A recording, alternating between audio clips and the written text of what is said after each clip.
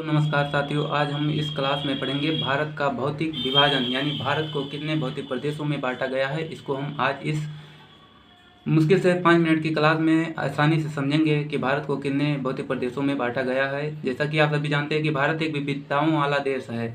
यहाँ पर विभिन्न प्रकार की स्थलाकृतियाँ, पर्वत, पठार, मैदान, द्वीप समूह आदि सभी प्रकार की जो भौतिक प्रदेश हैं वो पाए जाते हैं। तो उसी को आज हम 5-6 मिनट की क्लास में देखेंगे।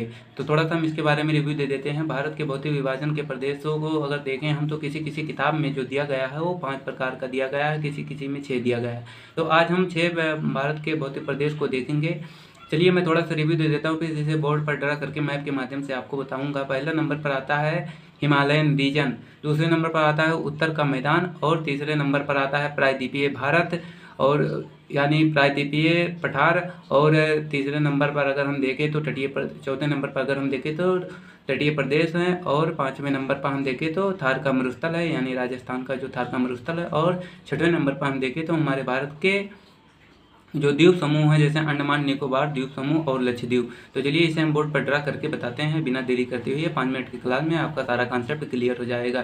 तो चलिए शुरू करते हैं। तो चलिए अब हम इस भारत के मानचित्र के माध्यम से हम देखें कि भारत का जो भौतिक विभाजन है किस प्रकार से कहाँ पर है और सभी को हम उसकी स्थिति यानी लोकेशन को देखेंगे कि हिमालय पर्वत का क्षेत्र यानी हिमालयन रीजन कहाँ तक कैसे पाया जाता है। और उसके बाद में हम उत्तर के मैदान को देखेंगे। फिर उसके बाद में हिमालय देखने के बाद उत्तर का विशाल मैदान देखेंगे और उसके बाद में प्रायद्वीपीय पठार देखेंगे, तटीय थार मरुस्थल भारतीय थार मरुस्थल देखेंगे, फिर तटीय प्रदेश, उसके बाद में द्वीप समूह को देखेंगे। तो चलिए हम पहले देखते हैं भारत के जो बहुत बड़ी श्रृंखला आप कह सकते हैं हिमालयन पर्वत रीजन यानी हिमालयन श्रृंखला में देखेंगे हिमालय। तो हिमालय का जो विस्तार है वो यहाँ से लेकर यहाँ तक पाया जाता है। और दूसरे नंबर पर हम देखें तो इधर से हमारा यहाँ से आप ले लीजिए यहाँ तक,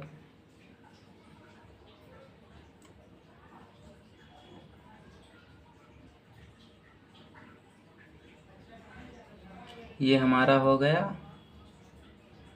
नंबरिंग कर देता हूँ यहाँ से 1 नंबर, ये 2 नंबर, ये हमारा उत्तर का विशाल मैदान हो गया। अब तीसरे नंबर पर हम आते हैं प्रायद्वीपीय। उससे पहले हम देख लेते हैं जो मरुस्थल है थार का मरुस्थल, उसको देख लेते हैं, फिर उसके बाद में देखेंगे। तो थार के मरुस्थल का विस्तार अगर हम बताएं तो ये थार का मरुस्थल है। अधिकतर जो मरुस्थल पाया जाता है वो राजस्थान के वेस्ट साइड में पाया जाता है। इसको थार का मरुस्थल बोला जाता है, लेकिन इसका प्रभाव पूरे राजस्थान और थोड़ा सा गुजरात में भी पाया जाता है। अब हम वहीं इसको हम देखें थार के मरुस्थल को, तो चौथे नंबर पर हम थार के मरुस्थल को लिख देते हैं। उसके बाद में हम देखेंगे प्रायद्वीपीय तटीय मैदान यानी प्रायद्वीपीय जो तटीय प्रदेश हैं उनको देखेंगे। पहले हम तटीय प्रदेश को देख लेते हैं। तो तटीय प्रदेश को अगर हम बनाएं ऐसे तो ये हमारा हो गया तटीय प्रदेश, ठीक है।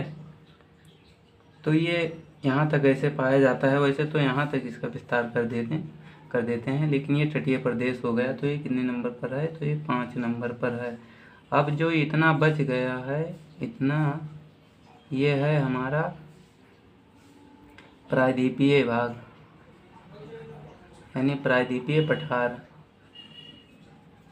और इसके बाद में इधर हमारा अंडमान निकोबार द्वीप समूह है और इधर हमारा लक्षद्वीप है।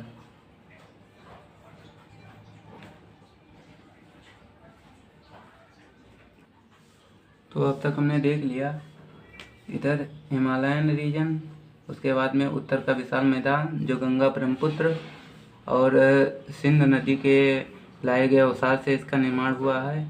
इधर हम मरुस्थल देख लिए हैं, थार का मरुस्थल, ये प्रायद्वीपीय भाग हो गया हमारे भारत का, और ये तटीय प्रदेश हो गया, और ये हमारा द्वीप हो गया जो अंडमान निकोबार और लक्षद्वीप है।